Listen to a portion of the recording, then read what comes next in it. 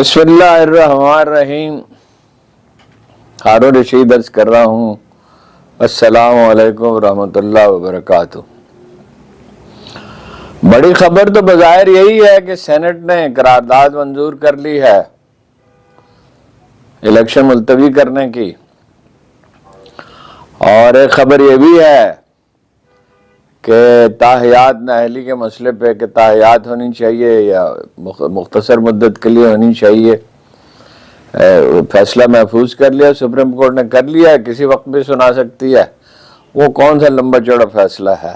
हाँ जी, दलाइल तो वो डिस्कशन के दरमियान ही आ गए, समाअत के दौरान ही सामने आ गए थे, और कराइन से अंदाजा ही है कि खबर क्या होगी, फैसला क्या होगा। अगर जो अदालत का मामला है तो फैसला आने ही दें, क्या सारे क्या करनी है। लेकिन एक खबर इससे बड़ी है, और वो ये है, अभी थोड़ी देर पहले उसका पता चला कि एक बाकायदा सर्वे हुआ है।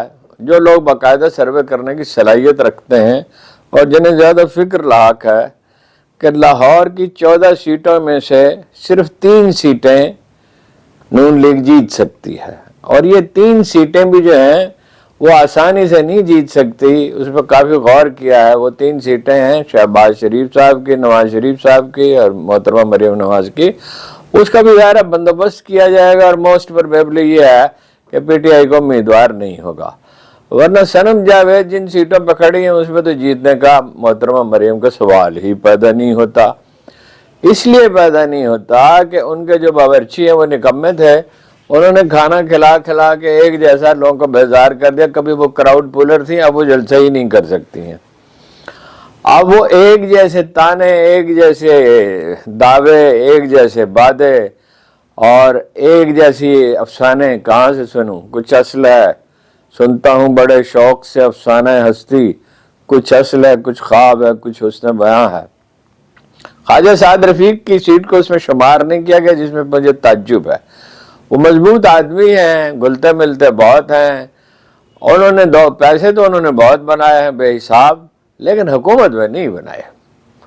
लिहाजा उन पर यह भी मसला नहीं है, और मेहनती भी बहुत हैं, और अपने हलके में उनका राब्ता भी गहरा है, और कई इलेक्शन लड़ चुके हैं, और अवामी एहसासात का भी इदराक रखते हैं, और उनकी शोहरत एक कमज़ोर और बुज़दिल आदमी की भी नहीं है।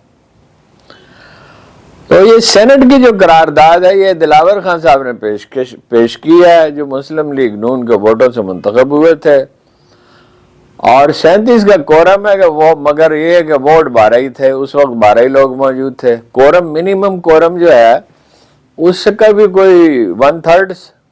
और अजीब बात यह है कि गुरदीप सिंह गालबन नाम है उसके, सेनेटर थे पीटीआई के, वो भी खामोश रहे, और कामल अली आगा भी खामोश रहे, और पीपल्स पार्टी का जो साहब थे वो भी खामोश रहे।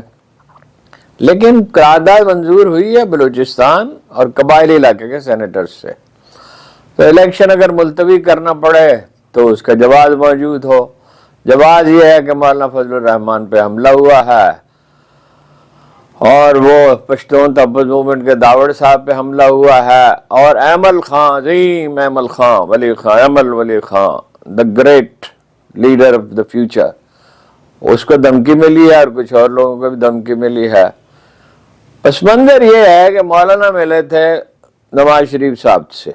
एक तो बात यह वाज़ेह हो गई कि इलेक्शन नहीं चाहती हैं ये पार्टियाँ, इन्हें अंदाज़ा है। मौलाना ने उनसे साफ साफ कहा, वो आपको पता है कि नहायत ही अपना कोई मौजू लफ्ज़ नहीं मिल रहा, वो समझते हैं मामलात को, प्रैक्टिकल आदमी है वो। अब उन्होंने कहा पख्तूनख्वा में मेरी कोई हैसियत नहीं और पंजाब में आपकी कोई नहीं है, मतलब आपके वोट नहीं है। ज़ाहिर है उन्होंने नरम अल्फाज इस्तेमाल किए होंगे। और नवाज शरीफ साहब हरासा बैठे हुए हैं, बाहर निकल नहीं रहे, जलसा कर नहीं सकते, उम्मीदवार तय नहीं हो रहे, और उधर जहांगीर तरीन साहब वो जान को अटके हुए हैं। जहांगीर तरीन से ज़्यादा अलीम खां, वो तो तकरीबन फैसला हो ही चुका कि अलीम खां को सीट देंगे, अगरचे सितारा उनका बहुत चमकते हुए मध्यम होने लगा है, और वजारत आला तो वो तो कब से इसमें लगे हुए थे, और आखिरी पत्ता भी उन्होंने इस्तेमाल कर लिया था جن صاحب نے چیف آف آرمی اسٹاف بنایا تھا باجوہ صاحب کو، ان کے پاس گئے بزرگوار کے پاس، اور اس وقت سے کوشش میں تھے.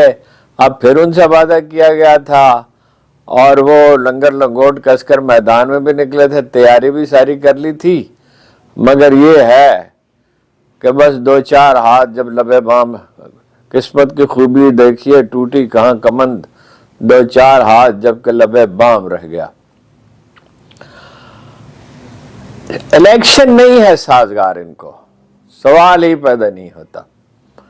اب یہ جو عمران خان کے حریف ہیں، الیکشن ان کو سازگار نہیں ہے.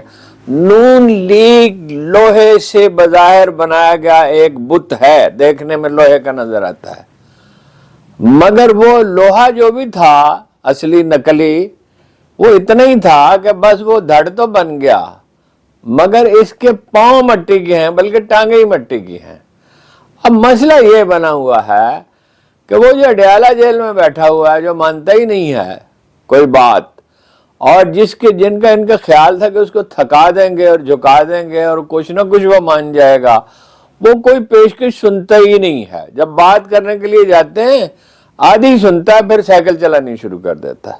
ٹھیک ہے، تو اب اس کے بغیر کیسے ہو؟ دیکھیں 3 نظریات پیش کیے جا رہے ہیں. ایک یہ ہے کہ الیکشن لازمن ہوگا، لازمن تو ایک ہی صاحب کہتے ہیں کہ ہوگا پوری شد و مت سے. آج تو بڑا سا الیکشن کمیشن نے بھی کہا کہ ہوگا، وہ تو چیف جسٹس صاحب ہیں ہمارے، وہ کہتے ہیں پتھر پہ لکیر ہے. اب اگر ملتوی کرنا ہے تو چیف جسٹس صاحب کو تو اعتماد میں لینا ہوگا، عدلیہ کی اجازت کے بغیر تو نہیں ہو سکتا، اس کا فیصلہ ہے. اور یہ پچھلی سپریم کورٹ کا فیصلہ نہیں ہے، یہ قاضی صاحب کا فیصلہ ہے. اور قاضی صاحب تو ہر چند منٹ کے بعد ایک فیصلہ صادر کرتے ہیں، سماعت کے دوران ہی صادر کرتے رہتے ہیں فیصلے. کسی کو سردار نہیں ہونے چاہیے، اور یہ عمران ریاض کون ہوتا ہے، کون ہے، اس کے لیے ریڈ کارپٹ بچھائیں. تو وہ ایک شراکت دار ہیں، اور ظاہر ہے سپریم کورٹ عدلیہ شراکت دار ہی ہوتی ہے. وہ اپنا پچھلے چیف جسٹس صاحب جو تھے وہ تو ایسے کمزور ثابت ہوئے، حسن زن تو ان سے بہت تھا، لیکن ایسے کمزور اپنا کوئی فیصلہ نافذ ہی نہیں کرا سکے. چیف جسٹس ہوتے ہیں، دیکھیے اچھے برے کو چھوڑیے، آپ کی رائے مختلف ہو سکتی ہے. چیف جسٹس ابراہیم جیسے اسلام آباد سے چلے، پشاور پہنچے اور سائل کو کھانا کھلایا اور کہا یہ میری بیٹی ہے اور اس کی حفاظت کا میں ذمہ دار ہوں، اور کوئی پرواہ نہیں. یہاں تک کہہ دیا کہ اس سے بہتر ہے میں مستعفی ہو جاؤں اگر میں اپنا انصاف نہیں کر سکتا. وہ ایک صاحب تھے، نام بھی شاید ابھی یاد آ جائے تو، وہ امیر المومنین حضرت عمر نے ایک گھوڑا خریدا، گھوڑا طیب آ گیا، خوب گھوڑے کو پہچانتے تھے، اتنا پہچانتے تھے کہ ایک دفعہ تو بیت المقدس میں گئے، ترکی گھوڑے پہ سوار ہوئے تو فوراً ہی اتر آئے اور کہا تجھے یہ نخرہ کس نے سکھایا ہے؟ وہ عرب تو گھوڑے کی ایسی پہچان رکھتے تھے کہ کیا کہنے. تو گھوڑا خرید لیا. اب آدمی جو ہے وہ چاہے جناب عمر فاروق اعظم ہی کیوں نہ ہو، مغالطہ تو لگ ہی جاتا ہے. گھوڑا خرید لیا، قاضی شرح ان کا نام تھا، قاضی تو وہ بعد میں بنے، اس وقت تو وہ بس ایک محترم آدمی تھے. تو وہ اپنا جب سوار ہوئے عالی جناب، رکاب پہ پاؤں نہیں رکھتے تھے، قد بہت اونچا تھا، چھلانگ لگائیے گھوڑے پہ بیٹھ گئے. دیکھا گھوڑا تو لنگڑا ہے، اور بدو چالاک تھا جس نے بیچا تھا، اس نے کہا امیر المومنین سودا ہو چکا. قانون سے وہ واقف تھا، اس کو یہ پتا تھا کہ سودا ہو جائے تو منسوخ نہیں ہو سکتا. انہوں نے کہا اچھا کسی کو سالس بناتے ہیں، سالس بنایا گیا. وہ شرح سے پوچھا کہ امیر المومنین سودا طے پا گیا تھا؟ انہوں نے کہا جی طے پا گیا تھا. انہوں نے کہا گھوڑا جو ہے یہ تو اب آپ کا ہوا، پیسے ادا کر دیں. بات یہ ہے فوراً جناب عمر فاروق اعظم، کیا لوگ تھے، ایسے لوگ پھر زمین نے دیکھے نہیں، ان سے پہلے بھی نہیں دیکھے، پیغمبران الزام کے بعد دوسری ہے، ایسے امتی نہیں دیکھے اس زمین نے. قرآن کہتا ہے رضی اللہ و رضو عنہ، اللہ ان سے راضی، وہ اللہ سے راضی. اور ویسے اہل بیت کا ذکر ہمیشہ ساتھ کر دینا چاہیے، اس لیے کہ ان کا دوہرا اعزاز ہے. ایک تو اصحاب تو وہ تھے ہی، اور رسول اللہ کے گھر والے تھے اور ان کا احسان نہیں اتر سکتا کسی گردن سے، یہ بڑی کوتاہی ہو جاتی ہے، لیکن خیر اس کو یاد رکھنا چاہیے۔ تو امیر المومنین نے فوراً پوچھا کہ تم قاضی بننا پسند کرو گے؟ انہوں نے کہا ہاں۔ اور کچھ لوگ تو ان کے بارے میں رائے اعتراض بھی کرتے ہیں، لیکن ان کے فیصلے، ان کی فہم و فراست کی داد دی جاتی ہے۔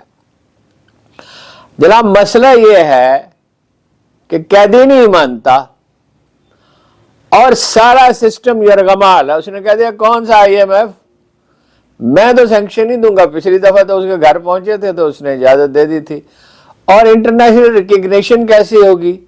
اب یہ جو مفاد پرست طبقات ہیں وہ یہ نہیں سمجھتے کہ آخر کار ایک تغیر کا وقت ہوتا ہے جس میں تبدیلی آنی ہوتی، اس کے عوامل پک چکے ہیں۔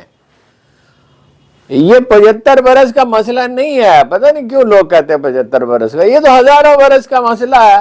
مغلوں کے دور میں خدا کے مخلوق کہاں آسودہ تھی؟ دلی کی آبادی آدھی رہ جاتی تھی جب بادشاہ سری نگر جاتا تھا، سارے سودا سل بیچنے والے، سارے باورچی، سارے دھوبی، سب کاریگر ساتھ چلے جاتے تھے۔ تو یہ تو ہمیشہ سے تھا، اب لوگ اکتا گئے۔ اب یہ جو مفاد پرست آدمی ہوتا ہے اس کا ذہنی توازن ٹھیک نہیں ہوتا، نہ طبقات کا ٹھیک ہوتا ہے، آخر کار اسے گرنا ہوتا ہے۔ یہ امید بندی 1940 میں قرارداد پاکستان سے، وہ قائد اعظم دنیا سے تشریف لے گئے، پاکستان تو بن گیا، تو باقی تو کوئی ایسا تھا نہیں جس میں یہ سکت ہوتی۔ ان کے نظریات واضح تھے، آپ وہ کتاب میں دیکھ سکتے ہیں جو قائد اعظم کے نام، ان کو علامہ کا نام خطوط ہے اور علامہ کا ان کا نام ہے، جناب محمود علی نے مرتب کی تھی۔ پھر یہ امید وابستہ ہوئی یہاں بھٹو سے، وہاں شیخ مجیب الرحمان سے، اور اس میں کچھ عرض کرنے کی ضرورت نہیں ہے، انہوں نے جاگیرداروں کو بھٹو صاحب نے تو اگلے الیکشن میں دے دیے ٹکٹ اور معیشت برباد کر دی نیشنلائزیشن کا۔ پھر نظام مصطفیٰ کی تحریک میں کچھ لوگوں سے 77 کی جو ریگنگ کے بعد تحریک ہوئی، بعد میں تو خیر ایسی ریگنگ ہوئی کہ اس سے بھی بڑھ کر ہوئی، وہ بھی پوری نہ ہو سکی، وہ بھی نعرہ ہی تھا، ٹھیک ہے۔ تو کچھ لوگوں کو MMA سے بھی امید تھی، چند گنتی کے لوگوں کو جو پرانے مذہبی خیالات کے لوگ ہیں، جو اثر اب امید وابستہ ہے عمران خان سے، اور اس پہ زیادہ امید اس لیے وابستہ ہے کسی بھی شخص سے زیادہ، قائد اعظم سے تو خیر کسی کا موازنہ ہی نہیں ہو سکتا، کہ وہ اس طرح کھڑا ہے کہ جنبش ہی نہیں کرتا، جیسے پہاڑ اپنی جگہ سے نہیں ٹلتا۔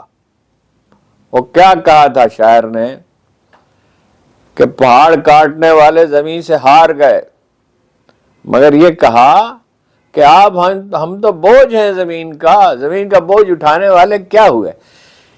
کنفیوژن میں، بے یقینی میں، بے بسی میں، لاچارگی کی کیفیت میں ایک طاقتور لیڈر کی آرزو بھرتی ہے، اور وہ عمران خان کے سوا کوئی نہیں ہے۔ نواز شریف تو بجھ گیا ہے، بیمار ہے۔ پھر یہ ایک نظریہ بھی ہے کہ بھئی اس کو کیوں بنائیں، یہ تو پرابلم کریٹر ہے، شہباز شریف کو بنا دیں گے، الیکشن ملتوی کر دیں گے۔ لیکن میں تیسرے نظریے کا قائل ہوں، اور چند گھنٹے بعد دوبارہ گفتگو کرتا ہوں تو عرض کروں گا کہ عمران خان کی شراکت کے بغیر کوئی پائیدار نظام تشکیل پا سکتا ہی نہیں ہے۔ آپ 60-70% ووٹوں کو مائنس کیسے کریں گے، اور مائنس کر دیں گے تو بے یقینی اور عدم استحکام کیسے ختم ہوگا، معیشت کیسے تعمیر ہوگی، اور معیشت نہیں ہوگی تو کشکول ہی پکڑا ہوگا، مہنگائی بڑھتی رہے گی، ہر چیز کلیپس کرتی جائے گی۔ اور فی الحال اتنا ہی، آپ کا بہت بہت شکریہ، چند گھنٹے بعد دوبارہ آپ سے بات